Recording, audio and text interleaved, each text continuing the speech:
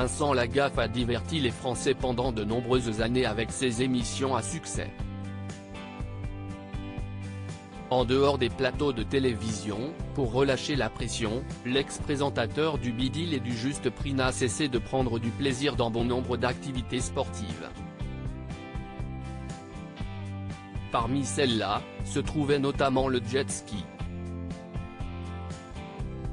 Une pratique qui s'est avérée très risquée en 2007, année où il a connu son accident le plus grave, lors d'une sortie en mer dans le Var. J'ai eu le bras pulvérisé et le poumon perforé par une côte, a raconté Vincent Lagaffe, dans une interview donnée à Télévision Magazine. Une mésaventure qui n'a pas été sans conséquences sur sa santé, cette même côte s'est appuyée sur une artère coronaire à la sortie du cœur et quelques années plus tard, un cardiologue, que j'avais consulté pour participer à l'aventure Robinson pour TF1, a découvert que je risquais un accident cardiovasculaire. Il est intervenu sur la table d'opération alors qu'il devait se faire poser des stents. Là aussi, j'ai une bonne étoile, a concédé Vincent Lagaffe, avec le recul des années, auprès de nos confrères. Vincent Lagaffe, Evelyne Leclerc, Philippe Risoli.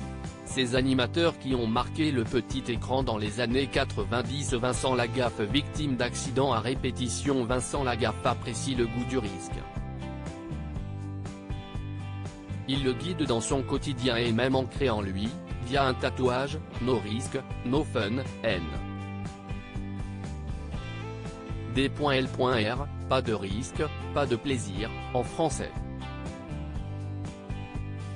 Un état d'esprit que le père d'un fils prénommé Robin a développé au fil de ses expériences sportives aventureuses, côtoyant notamment le milieu automobile. Mais, depuis son départ de TF1 et après connu de nombreux accidents, Vincent Lagaffe s'est assagi, bien décidé à lever le pied pour ne pas connaître aussitôt un destin tragique. J'ai bien tiré sur ma bonne étoile et j'ai trop peur de faire de la peine à beaucoup de personnes en disparaissant. La mort elle-même ne me fait pas peur mais j'ai très peur de m'abîmer physiquement, de devenir grabataire, d'être sous assistance, incontinent, a-t-il déclaré à Télévision Magazine. Crédit photo, Coadic Guirec.